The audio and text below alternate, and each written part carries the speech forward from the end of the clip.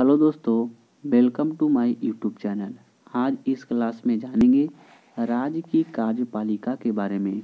तो राज्य की कार्यपालिका में 4 स्तंभ होते हैं: राज्यपाल, मुख्यमंत्री, मंत्रिपरिषद और महाधिवक्ता। संविधान के भाग 6 में अनुच्छेद 153 से 167 के बीच में अंतर्गत राज्य कार्यपालिका के बारे में बताया गया है। जम्मू कश्मीर के बारे में यह अभी नहीं है। राज्यपाल केंद्र में जिस तरह से राष्ट्र का प्रमुख राष्ट्रपति होता है तथा शासन का प्रमुख प्रधानमंत्री, उसी तरह राज्यों में राज्य का प्रमुख राज्यपाल तथा शासन का प्रमुख मुख्यमंत्री होता है। राज्यपाल के मुखिया मुख्यमंत्री की सलाह से कार्य करता है। अब नियुक्ति के बारे में जानते हैं। तो संविधान के अनुच्छेद 155 के अंतर्गत राज्यपाल की नियुक्ति राष्ट्रपति करता है। राज्यपाल राज्य का प्रमुख होने के साथ साथ केंद्र के प्रतिनिधि के रूप में कार्य करता है। संविधान के अनुसार एक व्यक्ति 2 या 2 से अधिक राज्यों का राज्यपाल नियुक्त किया जा सकता है। संविधान के अनुच्छेद 155 के 1 के तहत में यह प्रावधान है कि राज्य की कार्यपालिका शक्ति राज्यपाल में निहित होगी तथा वह इस शक्ति का प्रयोग स्वयं या अपने अधीनस्थ अधिकारियों के द्वारा करेगा। योग्यताएं क्या क्या होगी? तो अनुच्छेद 157 और 158 के अंतर्गत वह व्यक्ति राज्यपाल बन सकता है जो भारत का नागरिक हो, 35 वर्ष का आयु पूरी कर चुका हो और किसी राज्य अथवा संघ सरकार के अंतर्गत लाभ का पद ना धारण करता हो। वह संसद अथवा विधानसभा का सदस्य नहीं होना चाहिए। यद्यपि ऐसा है तो राज्यपाल बनने पर उसी तिथि से उसका संसद अथवा विधानसभा से सदस्यता समाप्त हो जाएगी। शपथ के बारे में जानते हैं। अनुच्छेद 159 में राज्यपाल की शपथ का प्रावधान किया गया है। राज्यपाल को शपथ उस समय राज्य के उच्च न्यायालय के मुख्य न्यायाधीश के समक्ष लेनी होती है। संविधान के संरक्षण, रक्षण और सुरक्षा की शपथ के साथ साथ लोगों की सेवा और भलाई का वचन भी राज्यपाल द्वारा लिया जाता है। कार्यकाल के बारे में जानते हैं। कार्यकाल भारतीय संविधान के अनुच्छेद 156 के अंतर्गत यह प्रावधान किया गया है कि राज्यपाल राष्ट्रपति के प्रसाद पर्यंत पद धारण करेगा। सामान्यतः राज्यपाल का कार्यकाल 5 वर्ष का होता है, किंतु इससे पूर्व भी वह राष्ट्रपति को अपना त्यागपत्र देकर सेवा से मुक्ति ले सकता है। राष्ट्रपति राज्यपाल को दूसरे कार्यकाल के लिए पुनः नियुक्त कर सकता है। कार्यकाल समाप्ति के पश्चात नए राज्यपाल की नियुक्ति तक पुराना राज्यपाल अपने पद पर बना रहता है। राज्यपाल की शक्तियां और कार्य के बारे में जानते हैं। राज्यपाल भी राष्ट्रपति की तरह ही व्यापक शक्तियां रखता है। जिस तरह राष्ट्र का समस्त कार्य राष्ट्रपति के नाम से होता है, उसी तरह राज्य का समस्त कार्य राज्यपाल के नाम पर हुआ माना जाता है। परंतु राज्यपाल को राष्ट्रपति के भांति कूटनीतिक, सैन्य और आपातकालीन शक्तियां प्राप्त नहीं होती है। कार्यकारी शक्तियां के बारे में जानते हैं। राज्य सरकार के सभी कार्यकारी कार्य औपचारिक रूप से राज्यपाल के नाम पर होते हैं। राज्यपाल की सर्वाधिक महत्वपूर्ण कार्यपालिका शक्ति मुख्यमंत्री एवं मंत्रिपरिषद के सदस्यों की नियुक्ति है। राज्य लोक सेवा आयोग के अध्यक्ष एवं सदस्य, राज्य के महाधिवक्ता, राज्य के निर्वाचन आयोग की अध्यक्ष की नियुक्ति, राज्य वित्त आयोग, राज्य के विश्वविद्यालयों की कुलपति की नियुक्ति राज्यपाल द्वारा की जाती है। परंतु राज्य लोक सेवा आयोग के अध्यक्ष एवं सदस्यों को हटाने की शक्ति राज्यपाल के पास नहीं, अपितु राष्ट्रपति के पास होता है। राज्यपाल राष्ट्रपति से राज्य में संवैधानिक आपातकाल के लिए सिफारिश कर सकता है। ऐसे में राज्यपाल की कार्यकारी शक्तियां का विकास राष्ट्रपति के प्रतिनिधित्व के रूप में हो जाता है। विधायी शक्तियां। राज्यपाल अपने राज्य की विधानसभा में आंग्ल भारतीय समुदाय के एक सदस्य को मनोनीत कर सकता है। यदि राज्यपाल को यह समाधान हो जाए कि उच्च समुदाय का विधानसभा में पर्याप्त प्रतिनिधित्व नहीं है, अनुच्छेद 333 के तहत। यदि विधानमंडल द्विसदनीय है तो राज्यपाल विधान परिषद उच्च सदन के कुल सदस्यों का 1/6 भाग को मनोनीत कर सकता है। यदि किसी मंत्री ने किसी विषय पर निर्णय लिया हो और मंत्री परिषद ने उस विषय पर असंज्ञान न लिया हो तो राज्यपाल मुख्यमंत्री से उस मामले पर विचार करने की मांग कर सकता है। राज्यपाल राज्य विधानसभा के सत्र को आहूत या सत्रावसान और विघटन कर सकता है। राज्यपाल को यह अधिकार है कि वह विधायिका से संबंधित समस्त कार्यों की जानकारी प्राप्त करे तथा आवश्यकता पड़ने पर विधानमंडल के सदस्य भेज सकता है। कोई भी विधेयक तभी अधिनियम या कानून बनता है जब उस पर राज्यपाल हस्ताक्षर कर सके। राज्यपाल किसी विधेयक को अनुमति दे सकता है, नहीं भी दे सकता है या विधायक को राष्ट्रपति के विचारार्थ आरक्षित कर सकता है। राज्यपाल दोनों सदन को संदेश भेज सकता है। विधानमंडल का अधिवेशन राज्यपाल के भाषण से शुरू होता है। भारतीय संविधान के अनुच्छेद 213 के तहत राज्यपाल को अध्यादेश जारी करने की शक्ति प्रदान करता है। यह अध्यादेश विधानमंडल की बैठक शुरू होने से 6 सप्ताह के पश्चात लागू नहीं रहता। वित्तीय शक्तियाँ। राज्यपाल यह सुनिश्चित करता है कि वित्तीय विवरण राज्य विधानमंडल के सामने रखा जाए। राज्यपाल के बिना पूर्व सहमति के धन विधेयक को राज्य विधानसभा में नहीं प्रस्तुत किया जा सकता। किसी अप्रत्याशित खर्च के वहन के लिए राज्यपाल आकस्मिक निधि से अग्रिम ले सकता है। राज्यपाल पंचायतों एवं नगर पालिकाओं के वित्तीय स्थिति का समीक्षा के लिए हर 5 वर्ष पर वित्त आयोग का गठन करता है। न्यायिक शक्तियाँ। राज्यपाल को राष्ट्रपति के भांति राज्य सूची के विषयों पर क्षमादान की शक्तियाँ प्राप्त है। जैसे राज्यपाल किसी दोषी व्यक्ति को दंड को कम कर सकता है या दंड की प्रकृति में परिवर्तन कर सकता है। राष्ट्रपति और राज्यपाल की क्षमादान शक्ति में मुख्यतः 2 अंतर है।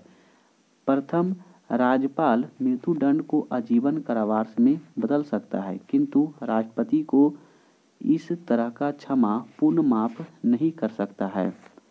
द्वितीय में है, राज्यपाल सैनिक न्यायालय द्वारा सजा प्राप्त व्यक्ति को कुछ मदद नहीं कर सकता, जबकि राष्ट्रपति सजा को कम कर सकता है या माफ भी कर सकता है। राज्यपाल उच्च न्यायालय के साथ विचार कर जिला न्यायाधीशों की नियुक्ति, स्थानांतरण और पदोन्नति कर सकता है। राज्यपाल राज्य न्यायिक आयोग से जुड़े लोगों की नियुक्ति भी करता है। इस संदर्भ में राज्यपाल राज्य उच्च न्यायालय और राज्य लोक सेवा आयोग से विचार करता है। विवेकाधीन शक्तियाँ। यह क्या होता है? तो किसी विधेयक को राष्ट्रपति के विचार अर्थ आरक्षित करना, राज्य में राष्ट्रपति शासन की सिफारिश करना, संवैधानिक विफलता के आधार पर राज्य के विधानमंडल एवं प्रशासनिक मामलों में मुख्यमंत्री से जानकारी मांगना। विधानसभा चुनाव के पश्चात जब कोई दल पूर्ण बहुमत नहीं प्राप्त कर पाता है तो ऐसी स्थिति में अपेक्षित बहुमत प्राप्त दल के नेता को चयन करना होता है। मंत्रिपरिषद के अल्पमत में आने पर राज्य विधानसभा को विघटित करना होता है। कुछ विशेष मामले में राष्ट्रपति के निर्देश पर राज्यपाल के विशेष उत्तरदायित्व होते हैं, जैसे कि महाराष्ट्र, विदर्भ एवं मराठवाड़ा के लिए पृथक विकास बोर्ड स्थापना करना और जैसे कि गुजरात, सौराष्ट्र और कच्छ के लिए पृथक विकास बोर्ड की स्थापना करना। राज्यपाल की वीटो शक्ति। समान विधेयक से संबंधित इसे जानते हैं। जब कोई समान विधेयक अधिनियम बनाने के लिए राज्यपाल के सम्मुख प्रस्तुत किया जाता है तो राज्यपाल के पास निम्न 4 विकल्प होते हैं। पहला विकल्प है विवेक को स्वीकृति प्रदान कर दे, विवेक पर अपनी स्वीकृति सुरक्षित कर ले, विधेयक को पुनः विचार के लिए विधानमंडल के पास वापस भेज दे। यह ध्यान देने योग्य बात है कि यदि विधानमंडल द्वारा विधेयक को संशोधन किए अथवा बिना संशोधन किए पुनः राज्यपाल के पास भेज दिया जाता है तो ऐसी स्थिति में राज्यपाल अपनी स्वीकृति देने के लिए बाध्य है। राज्यपाल कुछ परिस्थितियों में विधेयक को राष्ट्रपति के लिए सुरक्षित रख सकता है, जैसे विधेयक संविधान के उपबंधों के विरुद्ध हो, राज्य की नीति के निर्देशक तत्वों के विरुद्ध हो, देश हित के विरुद्ध में हो, राष्ट्रीय महत्व का हो या अनुच्छेद 31 के क के उपबंधों से संबंधित हो। उच्च न्यायालय की स्थिति को खतरे में डालता हो तो इसे स्थिति में रखा जाता है। धन विधेयक से संबंधित, जैसे जब कोई वित्त विधेयक राज्य विधानमंडल द्वारा पारित कर राज्यपाल की स्वीकृति के लिए भेजा जाता है तो उसके पास 3 विकल्प मौजूद होते हैं, जैसे कि विधेयक पर अपनी सहमति प्रदान करे, अपनी स्वीकृति रोक सकता है, वह विधेयक को राष्ट्रपति के विचारार्थ सुरक्षित कर सकता है। राज्यपाल से संबंधित महत्वपूर्ण अनुच्छेद, जैसे अनुच्छेद 153 में राज्य के लिए राज्यपाल होगा, अनुच्छेद 154 में राज्य की कार्यपालिका शक्ति के बारे में उल्लेख है, अनुच्छेद 158 में राज्यपाल की परिलंबिया और भत्ते उसकी पद अवधि दौरान कम नहीं किया जाएगा। अनुच्छेद 160 में आकस्मिक परिस्थितियों में राज्यपाल के कार्य, अनुच्छेद 161 में क्षमा यादी और कुछ मामलों में दंड देश के निलंबन, परिहार, लघुकरण की राज्यपाल की शक्ति, अनुच्छेद 163 में मंत्रिपरिषद द्वारा राज्यपाल को सलाह और सहयोग देना, अनुच्छेद 200 के तहत विधेयक पर अनुमति देना, रोकना या राष्ट्रपति के विचार के लिए आरक्षित करना, अनुच्छेद 201 के तहत राष्ट्रपति के विचार के लिए आरक्षित विधेयक पर राष्ट्रपति द्वारा अनुमति देना या रोक लेना, अनुच्छेद 213 में राज्यपाल की अध्यादेश जारी करने की शक्ति है, 233 में राज्यपाल द्वारा जिला न्यायाधीशों की नियुक्ति करता है, अनुच्छेद 361 के 2 में किसी राज्य के राज्यपाल के विरुद्ध उसकी पद अवधि के दौरान किसी न्यायालय में किसी भी प्रकार की दंडिक कार्यवाही स्थानांतरित नहीं की जाएगी या चालू नहीं रखी जाएगी। मुख्यमंत्री, किसी राज्य में मुख्यमंत्री की वह स्थिति जो संघ में प्रधानमंत्री की संसदीय व्यवस्था के अंतर्गत, जहां राज्यपाल राज्य का मुखिया होता है, वहीं मुख्यमंत्री सरकार का। मुख्यमंत्री की नियुक्ति, अनुच्छेद 164 में प्रावधान है कि राज्य के लिए एक मुख्यमंत्री की नियुक्ति की जाएगी, राज्य का राज्यपाल करेगा। संसदीय व्यवस्था में राज्यपाल राज्य विधानसभा में बहुमत प्राप्त दल के नेता को मुख्यमंत्री नियुक्ति करता है।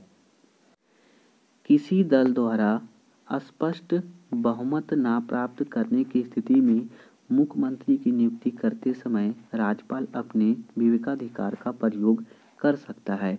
इस परिस्थिति में राज्यपाल द्वारा सबसे बड़े दल या सबसे बड़े दलों के समूह के नेता को मुख्यमंत्री नियुक्त किया जाता है एवं उसे 1 माह के भीतर सदन में विश्वास मत हासिल करने को बोलता है।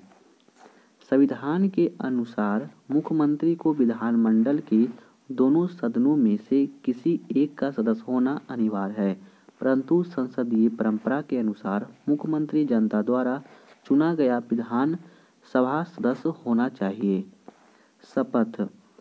शपथ मुख्यमंत्री को उसके पद एवं गोपनीयता की शपथ राज्यपाल दिलाता है। मुख्यमंत्री भारत के संविधान के प्रति सच्ची श्रद्धा और सत्यानिष्ठा रखने की शपथ लेता है एवं भारत की संप्रभुता और अखंडता बनाए रखने की प्रतिज्ञा लेता है। वह भय या पक्षपात, अनुराग या देश के बिना सभी प्रकार के लोगों को प्रति संविधान और विधि के अनुसार न्याय करने की शपथ लेता है। मुख्यमंत्री वचन देता है कि जो विषय राज्य के मंत्री के रूप में मेरे पास लाया जाएगा उसे किसी व्यक्ति या व्यक्तियों को तब के सिवाय जबकि ऐसे मंत्री के रूप में अपने कर्तव्यों को सम्यक निर्वहन के लिए ऐसा करना अपेक्षित है, मैं प्रत्यक्ष अथवा परोक्ष रूप से संसूचित या प्रकट नहीं करूँगा। कार्यकाल।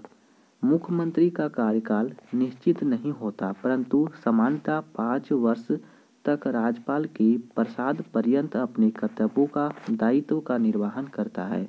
राज्यपाल द्वारा मुख्यमंत्री को तभी बर्खास्त किया जा सकता है जब मुख्यमंत्री विधानसभा यानी निम्न सदन में अपना बहुमत खो दे। वेतन एवं भत्ता। मुख्यमंत्री के वेतन एवं भत्ते का निर्धारण राज्य विधानमंडल करती है।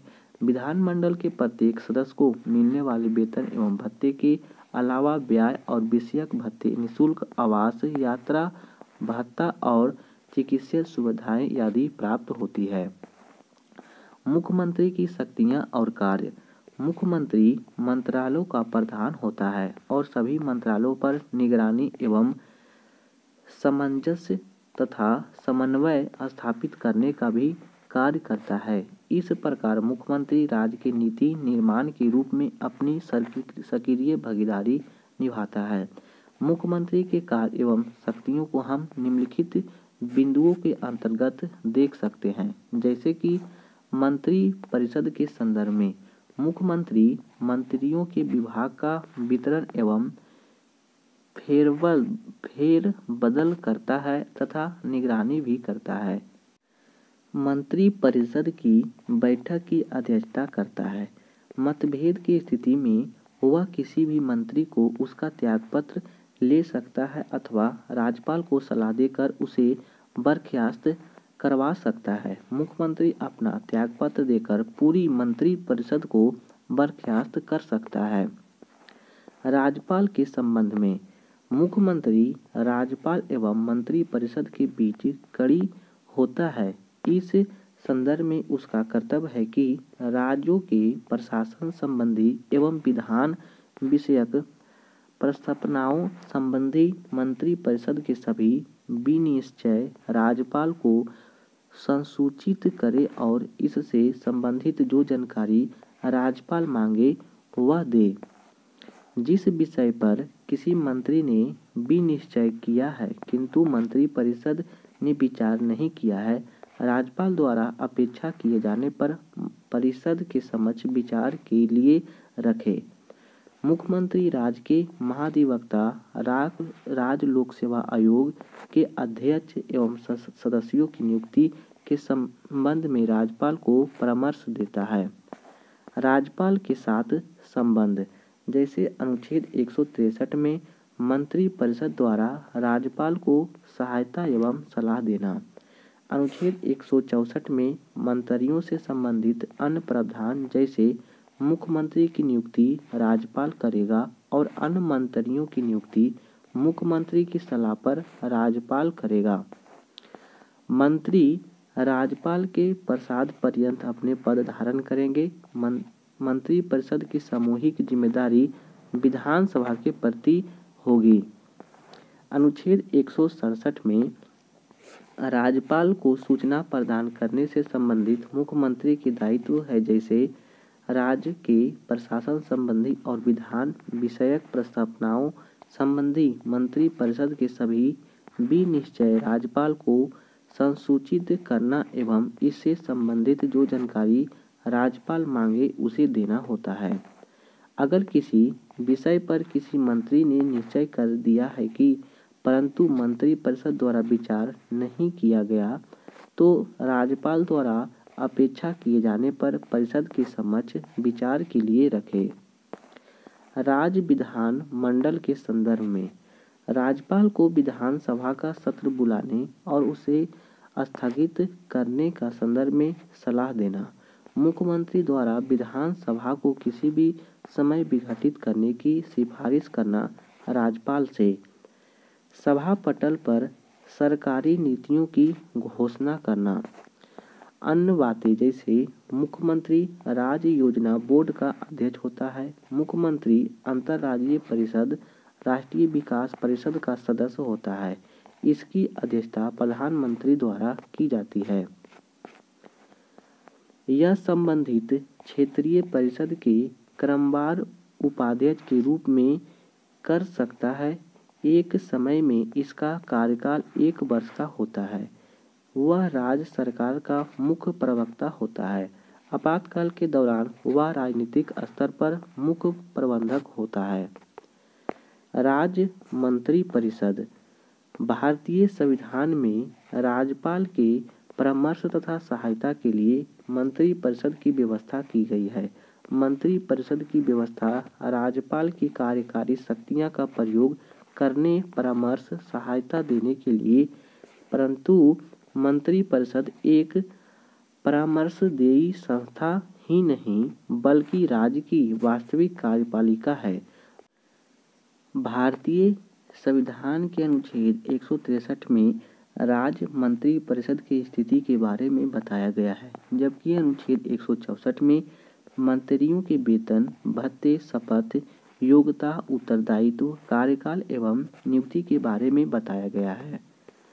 मंत्रिपरिषद का गठन भारतीय संविधान अनुच्छेद 164 में यह प्रावधान है कि राज्यपाल द्वारा विधानसभा के बहुमत प्राप्त दल के नेता को मुख्यमंत्री के रूप में नियुक्त किया जाएगा एवं मुख्यमंत्री के सलाह पर अन्य मंत्रियों की नियुक्ति राज्यपाल द्वारा की जाएगी। केंद्रीय मंत्रिपरिषद के अनुरूप ही राज्यों के मंत्रिपरिषद भी मंत्रियों की 3 श्रेणियां होती है। पहला कैबिनेट मंत्री, दूसरा राज्य मंत्री और तीसरा उप मंत्री। प्रत्येक मंत्री को उनके पद एवं गोपनीयता की शपथ राज्यपाल द्वारा दिलाई जाती है। एक मंत्री जो विधानमंडल के किसी भी सदन का सदस्य है, उसको दूसरे सदन की कार्यवाही में भाग लेने या बोलने का अधिकार है, परंतु मतदान उसी सदन में कर सकता है जिसका वह सदस्य होता है। मंत्रिपरिषद का कार्यकाल प्रायः मंत्रिपरिषद का कार्यकाल 5 वर्ष का होता है, परंतु विधानसभा का अपना बहुमत खो देने के पश्चात मंत्रिपरिषद अपनी निश्चित अवधि से पहले विघटित हो जाती है। अनुच्छेद 365 के तहत जब राज्य में राष्ट्रपति शासन लगता है तो मंत्रिपरिषद भंग हो जाती है। मुख्यमंत्री के अनुरोध पर राज्यपाल द्वारा मंत्रिपरिषद को भंग किया जा सकता है। यदि कोई व्यक्ति विधानमंडल का सदस्य नहीं है किंतु उसे मंत्रिपरिषद में शामिल कर लिया गया है, तो ऐसी स्थिति में उस व्यक्ति को विधानमंडल के किसी भी सदन की सदस्यता 6 महीने के अंदर प्राप्त करना आवश्यक होता है अथवा उसे मंत्रिपरिषद से त्यागपत्र देना पड़ेगा। मंत्रिपरिषद की शक्तियां एवं कार्य राज्य कार्यपालिका की शक्ति राज्यपाल में निहित होती है, परंतु उसकी वास्तविक शक्तियां का प्रयोग मुख्यमंत्री और उसकी मंत्रिपरिषद द्वारा किया जाता है। जैसे कि मंत्रिपरिषद राज्य के प्रशासन के संचालन के लिए विभिन्न नीतियां का निर्माण करती है। मंत्रिपरिषद राज्य के राजनीतिक, आर्थिक एवं सामाजिक समस्याओं के लिए विकासकारी योजनाएं बनाती है। मंत्रिपरिषद विधि निर्माण के क्षेत्र में विधानमंडल का नेतृत्व करती है। मंत्रियों का उत्तरदायित्व जैसे सामूहिक उत्तरदायित्व अनुच्छेद 164 में स्पष्ट करता है कि मंत्रिपरिषद सामूहिक उत्तरदायित्व विधानसभा के प्रति होगा। यदि विधानसभा द्वारा मंत्रिपरिषद के खिलाफ अविश्वास प्रस्ताव पारित किया जाता है तो पूरी मंत्रिपरिषद को त्यागपत्र देना पड़ता है। व्यक्तिगत उत्तरदायित्व जैसे मंत्री राज्यपाल के प्रसाद पर्यंत कार्य करते हैं एवं राज्यपाल द्वारा मुख्यमंत्री की सलाह पर इनकी नियुक्ति होती है। मुख्यमंत्री से मतभेद की स्थिति में मुख्यमंत्री की सलाह पर संबंधित मंत्री को राज्यपाल बर्खास्त कर सकता है। राज्य स्तर पर मंत्रियों को व्यक्तिगत उत्तरदायित्व राज्यपाल के प्रति अनुच्छेद 164 के 1 में लिखा हुआ है। विधिक उत्तरदायित्व, कोई विधिक उत्तरदायित्व नहीं है। राज्य मंत्री परिषद से संबंधित अन्य महत्वपूर्ण अनुच्छेद, जैसे अनुच्छेद 163 में राज्यपाल को सलाह एवं सहायता के लिए मंत्री परिषद के गठन का प्रावधान है। अनुच्छेद 166 में राज्य की सरकार के कार्य का संचालन करने का लिखा हुआ है। अनुच्छेद 167 में मुख्यमंत्री का राज्यपाल को सूचना प्रदान करने का कर्तव्य होगा। महाधिवक्ता, भारतीय संविधान के अनुच्छेद 165 के अनुसार राज्यपाल द्वारा महाधिवक्ता की नियुक्ति की जाती है। राज्य का सर्वोच्च विधि अधिकारी महाधिवक्ता होता है। महाधिवक्ता राज्यपाल के प्रसाद पर्यंत कार्य करता है। महाधिवक्ता उच्च न्यायालय का न्यायाधीश होने का अर्हता रखता है। उत्तरदायित्व, राज्य सरकार विधि संबंधी विषय पर सलाह देने जो राज्यपाल को सौंपे गए हैं। राज्य के महाधिवक्ता की विधानसभा में या विधान परिषद वाले राज्य की दशा में दोनों सदनों में बोलने की कार्यवाही में भाग लेने की शक्ति होती है, परंतु मतदान का अधिकार नहीं होता है। उसे वे सभी विशेषाधिकार तथा वेतन और भत्ते दिए जाते हैं जो विधानमंडल के किसी भी सदन को मिलता है। भारत के राष्ट्रपति के निर्वाचन के संबंध में निम्नलिखित कथनों पर विचार कीजिए। प्रत्येक एमएलए के वोट का मूल्य अलग अलग राज्य में अलग अलग होता है, यह सही है। निम्नलिखित में से कौन भारत के राष्ट्रपति के निर्वाचन हेतु निर्वाचक गण के सम्मिलित नहीं है? तो यह नहीं, राज्यों के विधान परिषद के निर्वाचित सदस्य शामिल नहीं होते हैं, जबकि लोकसभा के निर्वाचित सदस्य शामिल होते हैं, राज्यसभा के निर्वाचित सदस्य शामिल होते हैं, राज्यों के विधानसभाओं के निर्वाचित सदस्य शामिल होते हैं। निम्नलिखित में से राष्ट्रपति के चुनाव प्रकरण के लिए सही नहीं है। पदस्थ राष्ट्रपति पद अवधि से पूर्व उत्तराधिकारी का चुनाव आवश्यक हो जाना चाहिए। राष्ट्रपति अपना पदभार ग्रहण करने की तिथि से 5 वर्ष तक पद पर रहेंगे। राष्ट्रपति का उत्तराधिकारी आने तक कार्यकाल की समाप्ति पर भी वह पद पर बना रहेगा। निर्वाचक मंडल के अपूर्ण होने के आधार पर राष्ट्रपति का चुनाव स्थगित किया जा सकता है, यह गलत है। राष्ट्रपति के निर्वाचन में राज्य का मुख्यमंत्री मतदान करने के लिए पात्र नहीं होता है यदि वह राज्य विधानमंडल में उच्च सदन का सदस्य हो। भारत, निम्नलिखित कथनों पर विचार कीजिए। भारत में राष्ट्रपति चुनाव के निर्वाचक मंडल में विधानसभा के निर्वाचक सदस्यों का मत का मूल्यांकन राज्यों की जनसंख्या बटा राज्यों की विधानसभा में निर्वाचित सदस्यों की संख्या गुना 100 और दूसरा ऑप्शन है एक निर्वाचन सदस्य के मत का मूल्यांकन सभी निर्वाचन विधानमंडल सदस्यों के बराबर मतों का कुल मान और निर्वाचन संसद सदस्यों की कुल संख्या। तो केवल 2 सही है। राष्ट्रपति के उम्मीदवार के लिए क्या आवश्यक नहीं है? तो पढ़ा लिखा हो यह आवश्यक नहीं है, किंतु 35 वर्ष की आयु पूर्ण कर चुका हो, संसद चुने जाने की योग्यता रखता हो और देश का नागरिक हो। राष्ट्रपति 5 वर्ष तक अपने पद पर रहता है अपने पद ग्रहण करने के दिन से। भारत के राष्ट्रपति अपना त्यागपत्र किससे संबोधित करता है? उपराष्ट्रपति को। भारत के राष्ट्रपति को उसके पद से हटाया जा सकता है संसद के द्वारा। भारत के राष्ट्रपति को महाभियोग द्वारा हटाने की प्रक्रिया निम्नलिखित में से किस अनुच्छेद में है? अनुच्छेद 61 में। भारत के राष्ट्रपति पर महाभियोग चलाने के लिए कम से कम कितने दिन पूर्व सूचना देना आवश्यक है? 14 दिन पूर्व। निम्नलिखित में से कौन सा भारत का राष्ट्रपति निर्वाचक का तो भाग है किंतु महाभियोग अधिकरण का भाग नहीं है? राज्यों की विधानसभाएं। भारत के राष्ट्रपति के महाभियोग की प्रक्रिया अर्ध न्यायिक प्रक्रिया है। राष्ट्रपति का रिक्त स्थान भार लिया जाना चाहिए 6 माह में। पदासीन राष्ट्रपति को पद अवधि की समाप्ति से भिन्न किसी कारोबार से उत्पन्न होने वाली रिक्ति की दशा को रिक्त भरने के लिए निर्वाचन आवश्यक हो जाना चाहिए रिक्त होने की तिथि से 6 माह के भीतर। यदि भारत के राष्ट्रपति का पद रिक्त हो जाए, उपराष्ट्रपति भी ना हो, तब निम्न में से कौन सा कार्यवाहक राष्ट्रपति होगा? सर्वोच्च न्यायालय के मुख्य न्यायाधीश होंगे। संविधान के निम्नलिखित अनुच्छेद में से किसके अंतर्गत संघ की कार्यपालिका की शक्तियां राष्ट्रपति में निहित है? अनुच्छेद 53 के तहत भारतीय संविधान में समस्त कार्यपालिका शक्तियां निहित होती है राष्ट्रपति में। निम्नलिखित कथनों पर विचार कीजिए। संघ की कार्यपालिका शक्ति प्रधानमंत्री में निहित है। प्रधानमंत्री की नियुक्ति राष्ट्रपति द्वारा की जाती है। प्रधानमंत्री मंत्रिपरिषद के प्रधान होते हैं।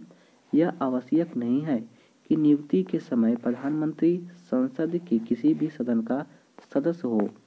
तो यह सही ऑप्शन है, ऑप्शन नंबर 2, 3, 4।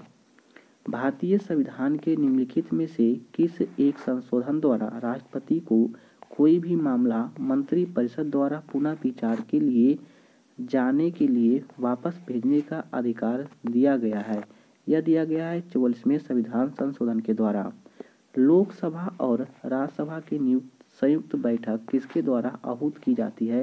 राष्ट्रपति के द्वारा। अनुच्छेद 108 के अंतर्गत लोकसभा राज्यसभा की संयुक्त बैठक आयोजन की जाती है राष्ट्रपति के द्वारा।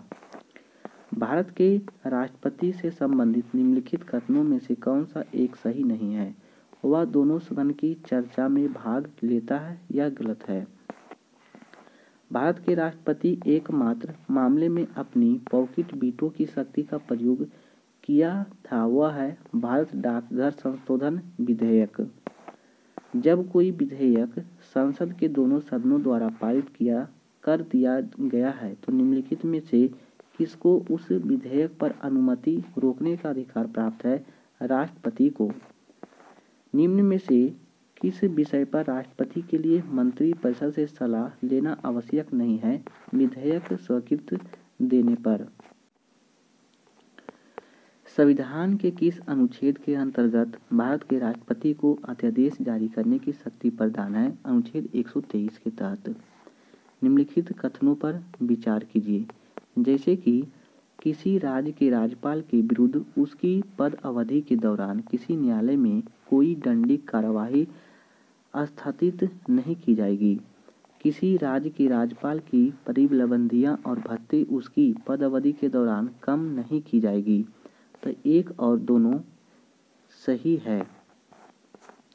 भारतीय संविधान के किस अनुच्छेद में राष्ट्रपति को उच्चतम न्यायालय के परामर्श करने की शक्ति प्रदान है? 143 के तहत। राष्ट्रपति को क्षमा आदि की शक्ति न्यायिक शक्ति प्रदान है। भारतीय संविधान के अनुसार भारत के राष्ट्रपति का कर्तव्य है कि निम्नलिखित में से किसको संसद के पटल पर रखवाए?